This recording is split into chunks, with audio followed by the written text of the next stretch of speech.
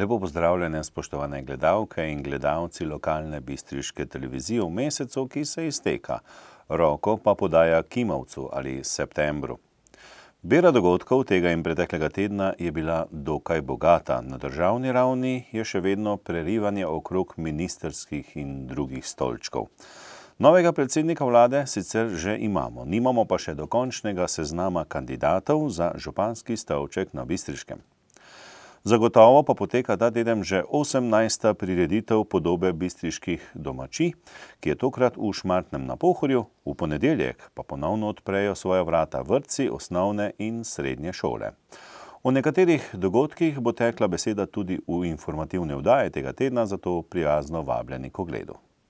V bistriški občini posvet o socialnem podjetništvu in javni natečaj za najboljšo podjetniško idejo. Letošnje podobe bistriških domačij s poudarkom na gozdarstvu kot priložnost za prihodnost. Televizija Maribor predstavlja vsestranskega ustvarjalca, Bistričana Dejana Kalana. V policijskem poročilu tudi o krajah goriva in poškodbah avtomobilov.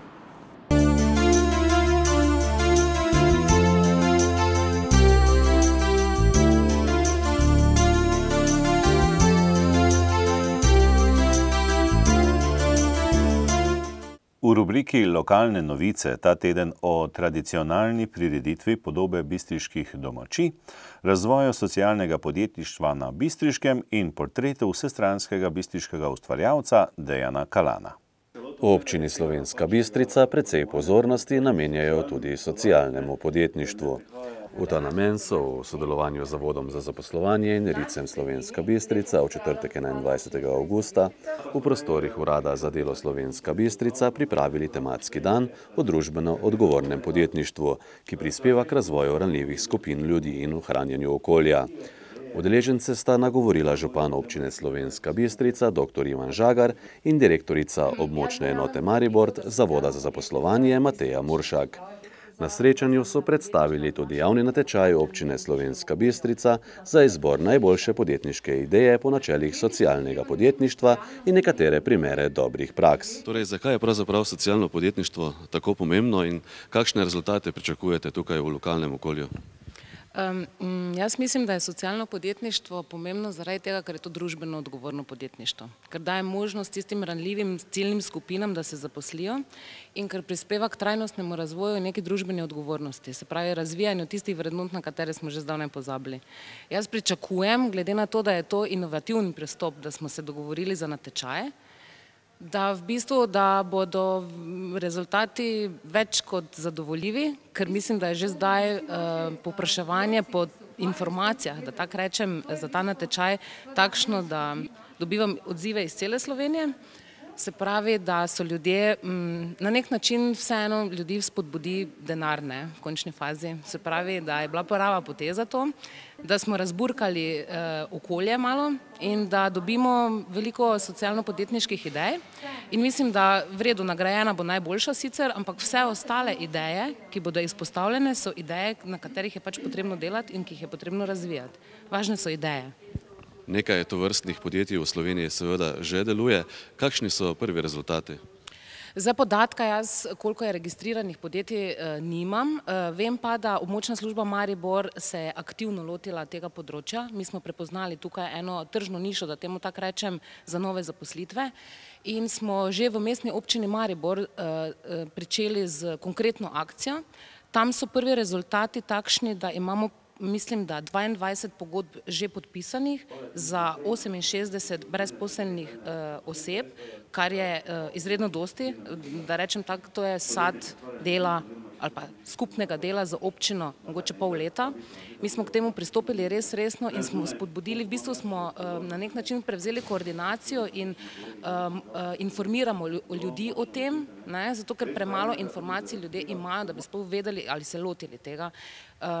Tako da, ja, definitivno bodo rezultati našega dela vidni kmalu, jaz mislim. Gospod župan, občina Slovenska Bistrica seveda podpira prizadevanja za različne oblike zaposlovanja. Eno izmed njih je seveda tudi socialno podjetništvo. Zakaj ste to vrstno obliko podprli odločno? No, mi, kot ste že sami omenili, podpiramo vse možne iniciative, ki se pač pojavijo, tako da recimo, kar se tiče javne delovne, smo praktično podprli vse programe, se niso tudi povezani recimo konkretno s tem področjem. Zdaj, kar zadeva področje socialnega podjetništva oziroma družbeno odgovornega podjetništva, je pa na nek način v našem prostoru nova iniciativa, ki je sicer že nekaj časa prisotna. Res je, da smo preko RIC-a že tudi poskušali nekatere posamezne primere vključiti tudi na ta način. Smo se pa zdaj skupaj z zavodom odločili za en bolj sistemski pristop in skozi ta javni natečaj, ki je razpisan, želimo poiskati vse možne iniciative, ki so v prostoru prisotne. Gre na eni strani za to, da se torej te ideje pripeljejo na plano in da skozi potem samo realizacijo teh idej si lahko obetamo tudi nekakšna sigurno nova delovna mesta. Predvsem pa bi seveda želel, da ta delovna mesta niso samo na kratek rok, pa da te ideje ne zaživijo samo na kratek rok, dokler so podprte tudi recimo strani drugih inštitucij, ampak da to pomeni neke bolj trajne oblike delovanja, tudi zaposlovanja. Vemo, da je, kar se tiče situacije tudi na področju zaposlovanja izjemno zahtevno stanje, pa ne samo pri nas v Slovenski viziji, ampak tem širšem področju, ker seveda mi ne moremo živeti izolirano, mogoče so se celo rezultati pri nas nekoliko boljši kot v soseščini, no ampak vseeno je pa treba biti ves čas aktiven in skozi to seveda poiskati nove rešitve. Smo reči, da mi seveda nekatere rešitve iščemo tudi skozi druge programe, kot je recimo ta projekt Tehnopotice, torej tudi neki start-upi in je pa res, da je tudi te iniciative skozi ta del možno vsaj v tej začetni fazi povezati tudi s področjem tega socialnega podjetništva. Uradno registriranega podjetja na področju socialnega podjetništva v občini sicer še ni, vendar pa določeni projekti že tečejo. Ja, teče že kar nekaj projektov, ki so bili zapeljani preko RIC-a. Zdaj eden od teh, ne samo eden, mislim, da bo kar nekaj predstavljenih tudi tukaj, so povezane predvsem tudi s temi naravnimi danosti. Govorimo se o tej spletni trgovini na področju samooskrbe, keramični centri imajo en projekt, potem pa so še nekatere druge iniciative, tudi ta kuhinja, ki je pri nas. Je pa res, da si zdaj skozi ta razpis seveda obetamo tega bistveno več. Zdaj, kar zadeva pa seveda tega današnjega srečanja tukaj, je pa ta namen tudi povezan z izmenjavo dobrih praks in na nek način tudi z tem, da se pri posamezniki, ki imajo idejo, pa si mogoče ne upajo, te notranje zavore v bistvu odpravijo. Zdaj, ko se pri nas pogovarjamo o podjetništvu, skozi pač, če hočete, tudi zgodovino, dinamika ni takšna, kot bi jo želeli, ali pa kot je seveda prisotna po drugih sosednjih državah, govorim se predvsem o tem zahodu, ker to ni taka tabu tema, ampak gre za to, da seveda se ideje porajajo, da podjetja zaživijo, da izpeljejo svojo idejo, vendar lahko tudi umrejo, vendar to ni nobena posebna tragedija, ampak je to izkušnja, ki si jo nekdo lahko pridobi in se seveda štarta takoj z novimi iniciativami in to pomeni neko zelo živahno dinamiko. Mi vemo, da na toliko in toliko idej bo v končnem stanju lahko samo recimo eno podjetje preživelo. Vendar je zato pomeni, da treba vse te ideje ves čas držati v prisotnosti, v kondiciji in ves čas iskati nove rešitve. Zdaj, kar zadeva pa seveda inštitucije, vključno z občino, mi seveda lahko imamo tudi kakšne ideje, konkretne na področju zaposlitve, vendar so te inštitucije predvsem namenjene temu, da zagotavljamo podporno okolje. In vse to, kar počenjamo, je točno to. Zdaj, če kako idejo sočasno že direktno pripeljamo, hvala Bogu, sicer pa je potrebno seveda poiskati nastati morajo te ideje od spodaj na zgor, kar to pomeni, da izhajajo iz tega okolja, da so prijete, če hočete, s tem okolje z ljudmi, ki tukaj živijo in da imajo potem seveda možnost nekega življenja na daljši čas. Zdaj, če pogledamo tudi po zahodnem svetu, neuspešne so seveda tiste države, kjer stvari nastajajo od spodaj na zgor, vse pravzaprav nastaja v okolje in vse je namen tega okolja. In zdaj skozi ta razpis tudi kar nekaj klice že bilo na moj naslov. Pričakujem, da bomo dobili en širok nabor teh idej in jih bomo poskušali vse skupaj, z vsemi inštitucijami, čim več potem spraviti tudi v realnost. V četrtek, 21. avgusta, je Razvojno-informacijski center Slovenska Bistrica v sodelovanju s Turističnim društvom Jelka in Krajevno skupnostjo Šmartno na Pohorju na Maroltovi domačiji organiziral tiskovno konferenco, na kateri so organizatorji predstavili vsebino in program letošnjih že 18 podob, ki potekajo tokrat v Šmartnem na Pohorju. Letošnjo prireditev, ki se bo začela v petek 29. avgusta in zaključila v nedeljo 31. avgusta, pripravljajo Občina Slovenska Bistrica, Krajevna skupnost Šmartno na Pohorju in Turistično društvo Jelka ob sodelovanju vseh društev iz kraje in okolice. RIC Slovenska Bistrica, Medobčinske turistične zveze in KGZ Ptuj Kmetijsko-svetovalne službe Slovenska Bistrica ter Zavodom za gozdove Slovenije, saj je rdeča nit letošnjih podob prav gozdarstvo oziroma les. Uradna otvoritev podob bo v soboto 30. avgusta ob 13. Program je pester in zanimiv. Ponovno se bodo pomirila turistična društva v šaljivih igrah, obetajo se nastopi in prikazi kmečkih običajev in obrti, kmečke igre, kulinarična in slikarska razstava, predstavitev razvoja kmetijstva in gozdarstva, ogled in predstavitev starih kmetijskih strojev, pohod po gozdni učni poti v Bojtini, predstavitev in pokušina vina Ritoznojčan PTP ter še veliko zanimivega. V soboto in nedeljo si bo mogoče ogledati tudi prireditve spremljevalnega programa. V okviru tokratne redne tedenske oddaje TV Studia Bistrica si lahko ogledate tudi prispevek regionalnega RTV centra Maribor Tele-M iz ciklusa oddaj Poletni davi, ogledala z Dejanom Kalanom. Gost oddaje je bil tokrat znani Bistričan, Dejan Kalan. V mini portretni skicirki ga je kot vzgojitelja, športnega pedagoga, ljubiteljskega igralca in glasbenika predstavila novinarka in redaktorica Eva Stavbar.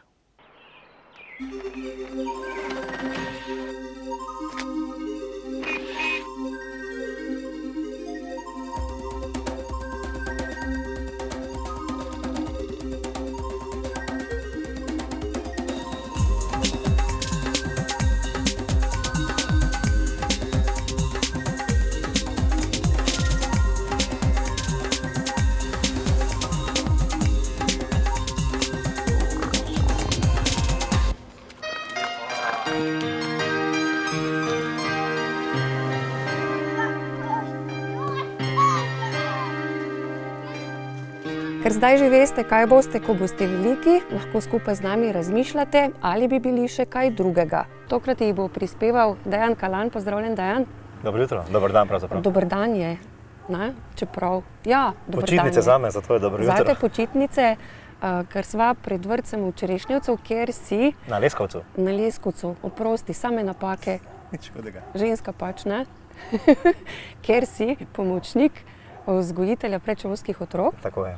Ampak danes bova govorila tudi o tem, da si ljubiteljski igralec, glasbenik, trener, gasilec, kolesar, pa še bi lahko naštevala, katere od teh sposobnosti ti prav pridejo pri tem delu, ki ga trenutno opravljaš. Čisto vse.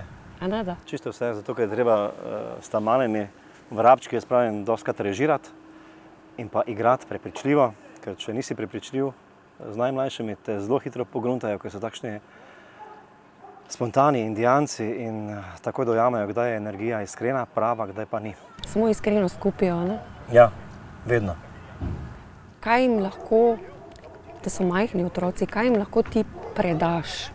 Čutiš, ne vem, neko potrebo, jih kaj naučiti in kaj razložiti o svetu, v katerem v bistvu še nimajo pojma? Predam jim lahko zgolj izkušnje, pustimo zdaj strokovno znanje, ne? Zgolj izkušnje v življenju, na katero pot stopiti, da je bo življenje čim manj teplo, se mi zdi, ker se mi zdi, pa nočem biti črnogled, da se jim nič kaj rožnati časi ne obetajo. To je realnost, ne? To ni črnogledost. In v bistvu težko. Če je težko, je. Jaz mislim, da ne mine teden, ko se ne bi nekakrat vprašal, ali sem sploh sposoben za to delo. Torej, ali je v meni dovolj pedagoga, da bom zmogel se soočiti z vsemi potmi in stran potmi, ki jih prinaša to delo in pa na vse zadnje svet, ki nas obdaja. Torej, kako jih obvarovati oziroma ne obvarovati. Bolje bi bilo, da bi rekel, kako jih prav pripraviti na življenje, ki jih čaka. To je zanimivo, nas niso najbolje pripravili, ne? Jaz mislim, da so nas. So nas? Jaz mislim, da ni bilo nič narobe z vzgojo naših staršev, naših vzgojiteljev in naših učiteljev v življenju. Če ne, najbrž dalje ne bi sedela midva tukaj. Živa in zdrava. In se ne bi pogovarjala tudi o tem, zakaj si zaljubljen v igranje. Z igranjem sem se pravzaprav srečal že v takšnem vrtcu, ki sem ga tudi sam obiskoval.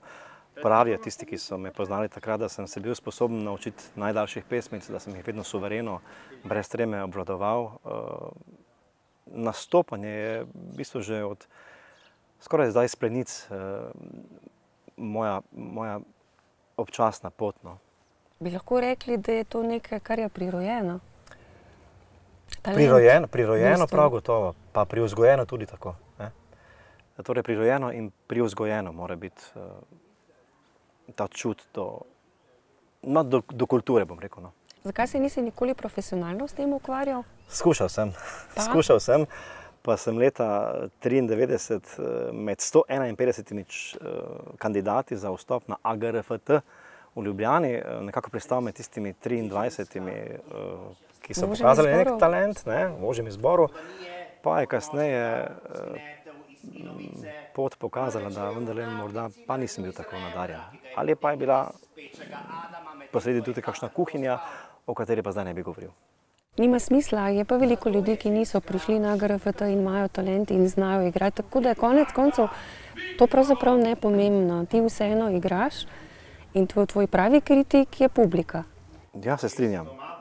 Sicer pa besede Petra Boštjančiča, enega od mentorjev dramske igre, ki sem ga imel v življenju priložnost spoznati, ob Miladi Kalezič, ki je bila moja prva prava mentorica dramske igre, pa kasneje tudi Bojana Maroševiča. Vsi ti ljudje so rekli, pa veš kaj, se ne rabiš konec koncev AGRFT-ja, da se postaviš pošteno na oder. In res ga ne potrebuješ. Zdaj sem najbolj v tistih letih, ali pa recimo sem oborožen z izkušnjami, temi, ki govorijo temu v prid. Ko si ti čul, da nas je v tudi naši državi že bojda okoli 200.000 alkoholikov. Si ti čul, da... Vem, da bo kar štimalo tudi. Potem pa, če še chcel damo vse tute, ko so že od rojstva malo fajhni, te pa tako ni čudno, če tudi našo državo tako zanaša.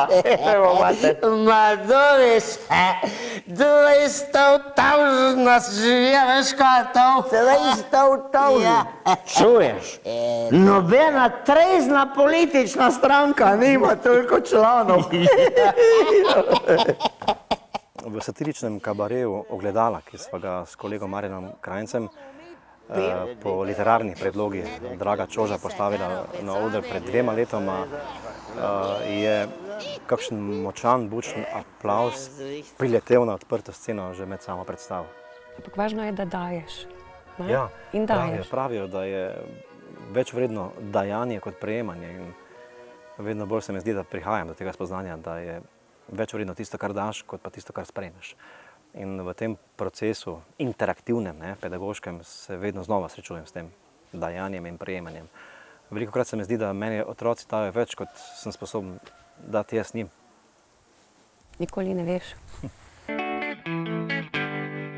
Na internetu si lahko ogledate, kako poteka njegov projekt 20 za 20, medtem pa daja nekaj o projektu Je Bela cesta, zveni kot kletvica. V bistvu je izmikavka, če bi se izrazil bolj slovensko. Je Bela cesta je narodno zajebavni rock and roll band, ki je letos praznoval 18-letnico obstoja. Ja, polnoletni ste. Ja. Kako ste proslavili? Bučno, hrupno, tako kot vedno, in bili pred nekaj dnevi povabljeni tudi na otok Murter. Turistična zajednica otoka Murterja v sodelovanju z Bistriško turistična zveza nas je povabila na dneve slovenske predstavitve na otoku Murterju in smo odigrali 2 koncerta, enega v Murterju, enega v mestecu Tisno in bilo je živahno. kako se je rodil narodno zajebavni bend, sem prav povedala? Res je. Iz Mikavko. Rodil se je kot trio z muziko in poezijo. V začetku smo bili trije, violinistka Dana, vodja Robi in moja malenkost. No, zdaj pa je ansambl prerasel že v 8-članski veliki zbor. To je veliko za eno skupino glasbeno. Pravzaprav nas je stesal Jurčkov oder na festivalu Lent ali pa prireditve ob Zlati lisici v Vinagovi kleti v Mariboru. Igramo parodične priredbe, tako slovenske kot mednarodne glasbene scene in pri tem skušamo čim bolj uživati. Je pa res, da sta nastala seveda v vseh teh letih tudi dva avtorska projekta. Prvi se imenuje Skoraj v živo, drugi pa Druga zgodba, pa še nekaj maxi singlov, kot se temu reče. Kar nekaj materijala je še na zalogi in upajmo, da nas bo kakšna volja znova poiskala, da bomo napravili še kakšne studijske posnetke, pa morda video spot, ki ga žal nimamo. Ta manjka. Čeprav gledalci zdaj v ozadju lahko slišijo eno vaših bolj poslušanih pesmi, ki jo kar vrtijo zadnje čase. Pridi, greva proč. No, zdaj še moramo malo ostati, pa kaj povedati, ampak potem lahko greva proč. Greva proč je Robijev komad, torej avtor besedila in glasbe je Robert Šarman. In v poletnih mesecih pride kar prav. Greva proč. V bendu poješ? V bendu pojem, igram na orglice, kakšne robotulje, tolkala. To je tisti del mene, ki se mi zdi, da je ostal še neizživet od otroških dni. Torej, Bela cesta mi predstavlja predvsem oder. Aha, oder te neskončno privlači. Je na odru pravo življenje ali je izven odra? Izven odra je definitivno pravo življenje, ampak na odru ga je pa treba čim bolj plastično in čim bolj iskreno predstaviti. To je to poslanstvo odra, se mi zdi. Doživeti neko katarzo v sebi, če še katarzo omogočiš tudi drugim poslušalcem, gledalcem. Deluje? Do zdaj še vedno. Kar pa ne deluje prek odra, pa deluje lahko tudi prek tvojih kolumn. Tudi to pišeš. In to je v bistvu nek pogled, tak kritičen pogled na družbo. Ali se motim? Je, brez sleharnega dvoma, seveda z močno obarvano, subjektivno strastjo, željo. Kolumne so mi bile v času, ko sem jih pisal intenzivneje za Bistriški tednik Panorama, en dobrodošel ventil, ki je nek moj alter ego izventilu ali pa mu dal prosto pot, da je lahko korakal tja, ker mu je to dovoljeno. Se mi zdi, da je vse v življenju našem poteka po načelih, po principih tega vzhodnjaškega yin-janga. Tisto, kar je polno, se bo izpraznilo, kar je prazno, se bo napolnilo. Tisto, kar čaka, bo dočakano. Življenje je pravzaprav darilo, in ta celofan z tega darila je treba odviti, povohati življenje, ga okusiti, otipati. Takrat se mi zdi, da... Zares živiš? Absolutno. In zato, da zares živiš, rabiš veliko kondicije, ker si recimo hiperaktiven v pozitivnem smislu in moraš nabrati kondicijo. Delno jo s kolesarstvom, ampak podrobnosti o tem. Dejan, kaj je zate svoboda? Če govoriva o kolesu, o kolesarjenju, o mojem biciklu, je kolo prav gotovo svobodno izrazno sredstvo oziroma terapevtsko sredstvo, ki prinaša možnost kreiranja lastne svobode. Tvoje kolo se imenuje Wili, s kakšnim posebnim razlogom? Narejeno je na Tajvanu, firma Wheeler, pa ne smemo delati reklame, ampak zato iz tega Wheelerja smo potegnili tega Willija. In tudi Wheeler je, seveda moj Willi je polnoleten, torej 18 let me že trpi. Samo na polnoletnost prisegaš, ne? Ja, seveda, na zrelost prisegam. Willi zadnje čase pravi, da se počuti zapostavljenega. Res je, potoži mi včasih, da ga srbijo gume in od časa do časa ga še vedno postavim na kakšno asfaltno ali pa makadamsko površino in mu dam vedeti, da je še vedno moj, pa da ga imam rad. Ampak v teh 18 letih sta marsikaj dala skozi. Si kdaj preštel kilometre? Kilometrov nisem nikoli pretirano štel, vem pa, da jih je na tisoče. Najdaljša potovanja so bila potovanja kolesarska, popotniška po Balkanu. 2003. in 2004. je bilo to, ko sem prepotoval Madžarsko, Vojvodino, Srbijo, Bosno do Dubrovnika. Naslednje leto sem pa potem kolesaril po olimpijski Grčiji.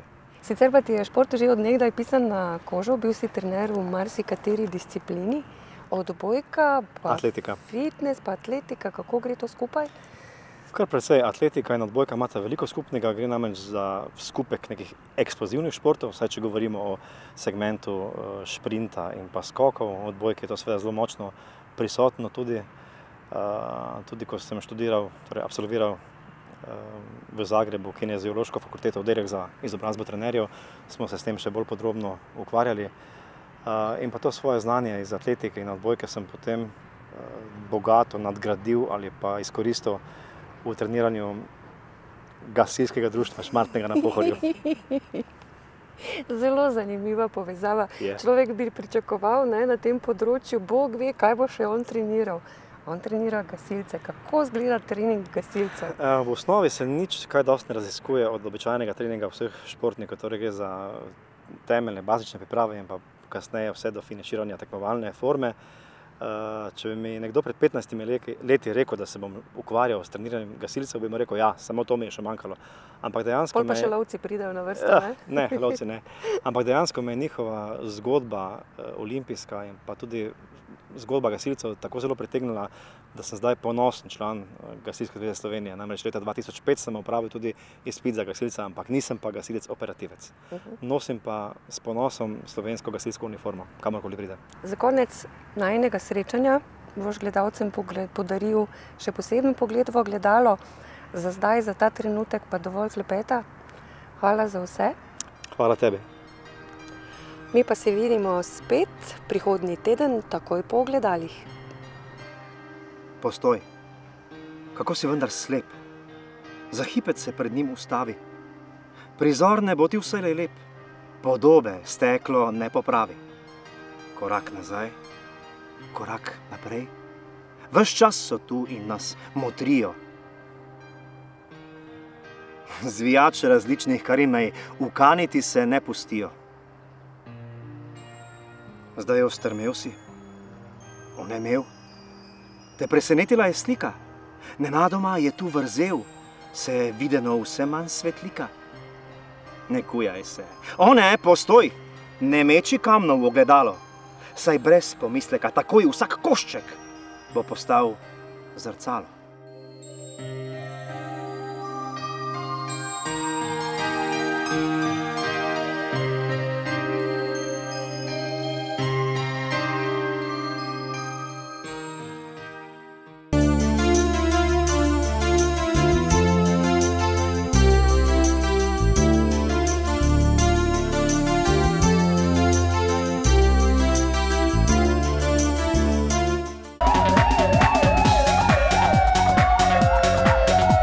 V rubriki Policijski dosje poročamo tudi tokrat o številnih kaznivih dejanjih, prometnih prekrških in drugih dogodkih, ki so jih zabeležili policisti bistriške policijske postaje. S področja kriminalitete je bilo zabeleženih in obravnavanih 12 kaznivih dejanj, od tega 5 tatvin, 4 poškodovanja tuje stvari, 1 zatajitev, 1 grožnja in 1 nasilje v družini. Pragersko. Iz delovnega stroja je neznani storilec iztočil 150 litrov goriva, škode je za 200 evrov. Stari Lok. Tudi tukaj je iz delovnega stroja izginilo 100 litrov goriva, škode je za 140 evrov. Slovenska Bistrica. Neznani storilec je izruval iz tal protipožarno opremo ob hidrantu, škode je za 200 evrov. Občan je svoj osebni avtomobil posodil znancu, ki pa ga sedaj noče vrniti. Neznani storilec je iz parkiranega avtomobila snel aluminijasto platišče s pnevmatiko ter poškodoval vzvratno ogledalo. Lastnica vozila je oškodovana za 200 evrov. Vrhole pri Slovenskih Konjicah. Neznani storilec je poškodoval avtomobilski motor, oba desna blatnika, oboja desna vrata, razbil vzvratno ogledalo ter poškodoval celotno zunanjost avtomobila. Lastnik je oškodovan za 2500 evrov. Preloge. Neznani nepridiprav je vlomil v osebni avtomobil ter ukradel 2 registrski tablici, ki sta pripadali vozilu. Tablici je namestil na drug osebni avtomobil, s katerim je storil več prometnih prekrškov. S tem dejanjem je lastnica avtomobila oškodoval za 150 evrov. S področja prometne varnosti so policisti zabeležili 13 prometnih nesreč, podali 4 obdolžilne predloge, izdali 24 plačilnih nalogov, odvzeli 3 vozniška dovoljenja ter zasegli 1 vozilo. Zaradi kršenja javnega reda in miru so posredovali 7-krat, obravnavali pa so tudi en poskus samomora.